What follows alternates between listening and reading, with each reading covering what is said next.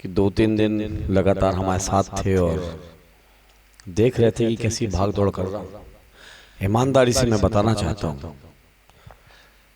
कि मैं केवल गार्डर वाला आराम करने आया था,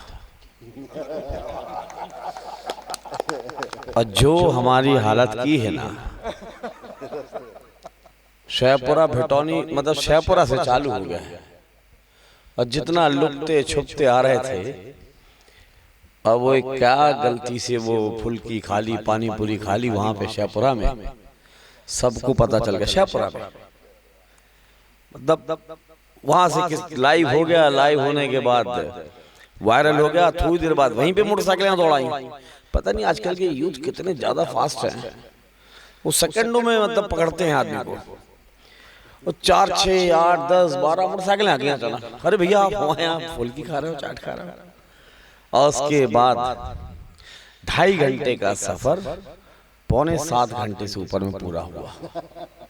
जगह जगह जगह जगह रोक के जितनी आत्मीयता के साथ नरसिंहपुर जिले और गाडरवारा के लोगों ने उसको स्वागत क्या कहें, उसको सम्मान क्या कहें, वो प्रेम और आशीर्वाद की जो वर्षा की है पूरे क्षेत्र में लोगों ने। गाडरवारा भौगोलिक रूप से छोटा सा है, लेकिन उसके बाद भी गाडरवारा नगर को इस पार से उस पार भी नहीं जाना पड़ा। एक साइड से बस मेरी गाड़ी निकली है और 5 जगह 4 जगह 5 जगह, मतलब इतनी आत्मीयता, इतने प्रेम, इतने भाव के साथ लोगों ने। लग थोड़ी ना रहा था कि कोई विधायक हूं मैं, या कोई पूर्व मंत्री हूं मैं, या कोई नेता हूं मैं। ऐसा लग रहा था जैसे आपके परिवार के बीच का कोई बेटा बहुत दिनों बाद घर लौट के आया हो। इतने प्यार से, इतनी आत्मीयता से लोग अपने भाई का, अपने बेटे का स्वागत कर रहे थे। बड़े बुजुर्ग 60, 70, 80 साल के बुजुर्ग, 3 साल, 5 साल, 8 साल, 10 साल के भी बच्चे। अद्भुत है, मैं सही बता रहा हूँ आपको। नरसिंहपुर जिला, ये गाडरवारा क्षेत्र, नर्मदा का तट, ये तो ईश्वरी कृपा वाला क्षेत्र है ये। और मैंने जैसा बताया कि मैं ईमानदारी से, मैं इन्हें तो 3 दिन देखा है, लेकिन उस 3 दिन की तैयारियों के लिए मुझे 4-6 दिन पहले से लगना पड़ा था। तो मैं 5-6 दिन का जगह हूँ, किसी भी दिन 1-1.5 घंटे से ऊपर नहीं सोया। अब मैंने बोला आशु जी अपन चलते हैं गाडरवारा, आपके छत पे आराम से बैठेंगे अपन 3-4 लोग, कोई को नहीं बताएंगे कि हम आए हैं, फोन स्विच ऑफ करके रख देंगे। आलोक भैया से बात हुई, आलोक भैया बोले संजय भैया अपन सब तीनों चारों अपन बैठेंगे। इनने तो दिल्ली से हमको तय किया था कि हम आएंगे, छोटी वाली बहन को अपन आशीर्वाद देंगे, कवि सम्मेलन और उनका पुस्तक का विमोचन कराएंगे, फिर अपन लोग तीनों हम चलेंगे कहीं एकांत में बैठेंगे। एकांत के रूप में हम गाडरवारा आए, और ये भी एकांत है। लेकिन इतनी आत्मीयता से जब लोग मिलते हैं, उनका प्यार, उनके चेहरे के भाव देखने के बाद सारी थकान अपने आप मिट जाती है। आप सब लोगों का स्नेह प्रेम सदैव ऐसा बना रहे। कभी ईश्वर मेरे मुंह से गलती से भी एक गलत शब्द ना निकाले, जिससे कभी किसी को ये सोचने को भी मजबूर होना पड़े कि जिस संजय पाठक के गले में हमने हार पहनाया था वो किस प्रकार की बात किया। एक शब्द नहीं निकलना चाहिए कभी। आचरण कृत्य तो बहुत दूर की बात है, शब्द भी ना निकले कभी ऐसा। क्योंकि आप लोग जिस भाव के साथ मुझे, आपने आत्मीयता के साथ आज मेरा यहाँ पे अभिवादन किया, स्वागत किया, ये मेरे ऊपर एक और बहुत बड़ी जिम्मेदारी लाती है। जब जब जाता हूँ, बढ़ता हूँ, सिलसिला लोगों से जुड़ता है, तो और ऐसा लगता है कि यार देखो कोई गलती मत करना, धोखे से भी कोई चूक नहीं होनी चाहिए। क्या होता है जब आदमी इंसान बड़ा होता है किसी भी रूप में हो, जैसे राजनीतिक रूप है, सामाजिक क्षेत्र पे है, धार्मिक क्षेत्र पे है, व्यापारिक क्षेत्र पे है। हमारे तो दद्दा जी की कृपा से सभी क्षेत्र में है। दद्दा के आशीर्वाद से, पूज्य पिताजी के आशीर्वाद से, पूर्वजों के आशीर्वाद से सभी क्षेत्र में थोड़ा सा ऊपर उठने का अवसर दिया ईश्वर ने, पूर्वजों ने, गुरु ने। तो बहुत निगाहें रहती हैं। अब एक फुल्की खा रहे थे शेखपुरा में, उसका लाइव चल रहा है, 5-7 मिनट हम लोग वहां रुके नहीं होंगे, 5-7 मिनट में इतने सेकंडों में लोग पहुंच गए, यानी कितनी नजर होगी हम लोग के ऊपर। तो बस ईश्वर से यही प्रार्थना करते हैं, पूज्य गुरुदेव से। अब हम और आशुतोष भैया, दोनों आशु भैया जब कटनी से निकलने लगे तो हम लोग दद्दा जी के समाधि स्थल पे गए। आशु भैया तो जैसे इनका स्वभाव है, जैसा इनका चरित्र है, जैसे इनकी आत्मा है, ये तो दद्दा जी के श्री चरणों पर सिर टेक के पता नहीं गुम गए बहुत देर तक। पता नहीं आंख बंद करके पूज्य गुरुदेव से क्या बात कर रहे थे, मुझे नहीं मालूम। और मैं खड़ा था और मैं दद्दा जी को बोल रहा था कि ये सब क्यों करवा रहे हैं यार, काहे को छोड़ के भाग गए। हम तो उनको हमेशा ये बोलते हैं, उनके समाधि स्थल में जाके बोलते हैं, हमें अब मैं हाथ पैर आपके पढ़ते रहूं बहुत देर तक, ये मजबूर करके क्यों होगा, इसका जवाब दो। जब तक आपसे हमको ये जवाब नहीं आएगा तो हम भी बहुत देर तक आशु भैया जैसे, क्योंकि ये तो पूर्ण समर्पण के भाव से कि आप जहां हो जैसे हो वैसे मैं ही हमको आशीर्वाद दो, लेकिन मैं तो अड़ा हूं कि छोड़ के क्यों गए अचानक, पहले इसका जवाब दो गुरुदेव हमको। ये तुमने सहज रूप से मान लिया, स्वीकार कर लिया कि शरीर छोड़ दिया, लेकिन साकार रूप से नहीं है आज, लेकिन निराकार रूप से तो हमेशा है मेरे साथ।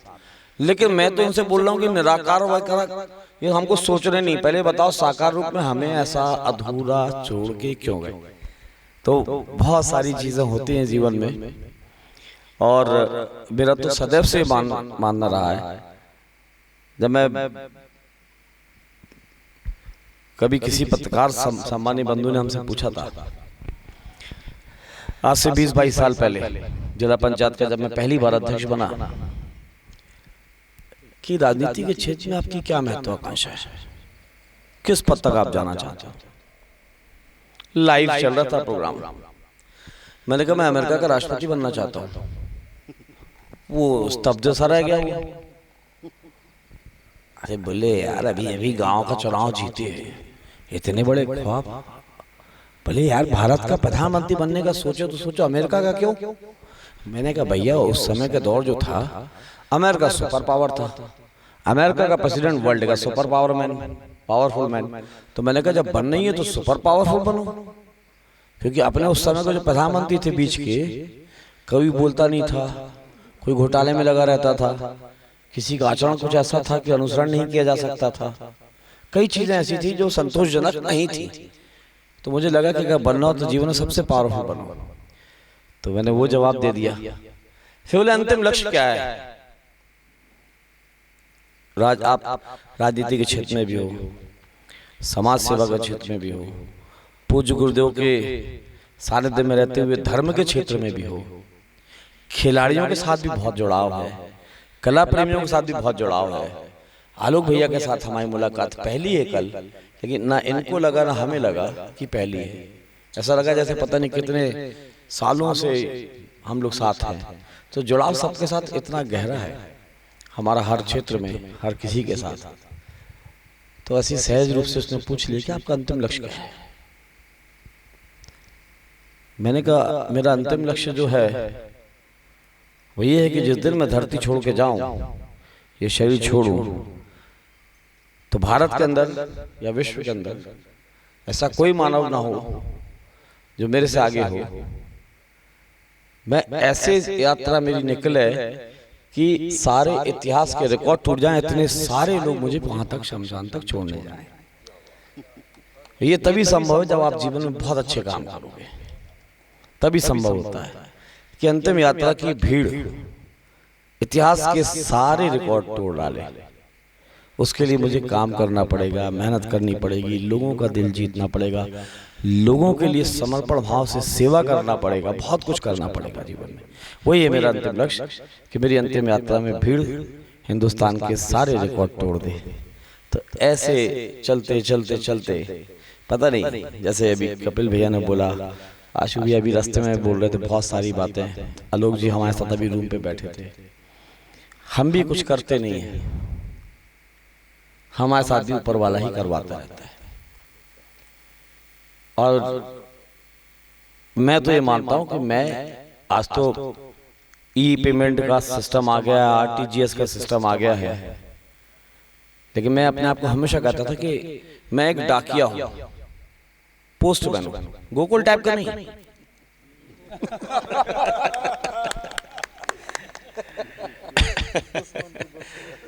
नहीं, थोड़े गंभीरता के बीच में थोड़ा सा मुस्कान भी जरूरी है। मैं तो एक डाकिया हूं, ईश्वर एक बैंक रुपी हैं जो मुझे पैसा भेज रहे हैं, और मैं एक डाकिया के रोल पे हूँ जो जरूरतमंदों तक पैसा पहुंचा रहा है, यानी मनी ऑर्डर। ऊपर वाला मुझे मनी देता है, उसके साथ एक ऑर्डर देता है कि जाओ दीनहीन दुखियारे जरूरतमंद तक पहुंचा के आओ। तो I am just a postman, एक डाकिया हूँ, जरूरतमंद और लक्ष्मी जी और ईश्वर के द्वारा दिए गए सामर्थ्य के बीच का।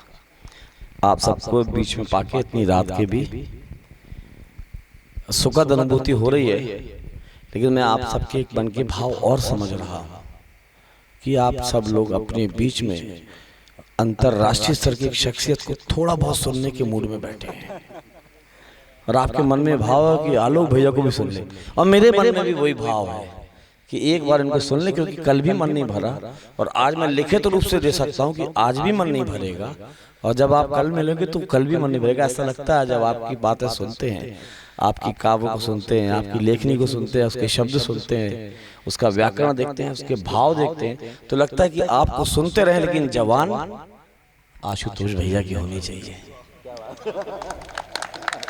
ये भी अच्छा है, ये तो आपने मेरे लेकिन जो आपने लिखा वो आपसे भी सुनेंगे, और आप सबको प्रणाम करता हूँ, सादर अभिवादन करता हूँ। धन्यवाद।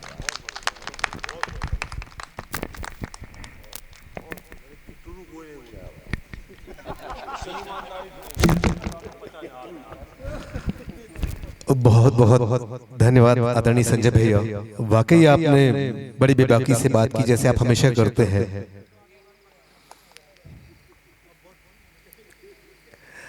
मुझे लगता है कि एक संज्ञा है निष्पक्ष राजनेता, वो संज्ञा आपके ऊपर बिल्कुल सूटेबल होती है। निष्पक्ष राजनेता कि हमें जो बात कहना है हम खरी खरी कहेंगे, चाहे कैसे भी हो, जो सच होगी हम वो बात कहेंगे।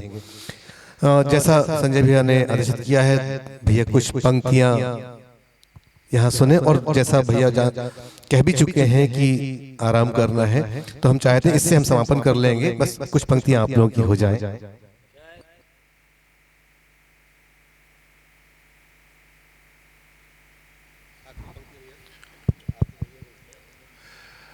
संजय भैया ने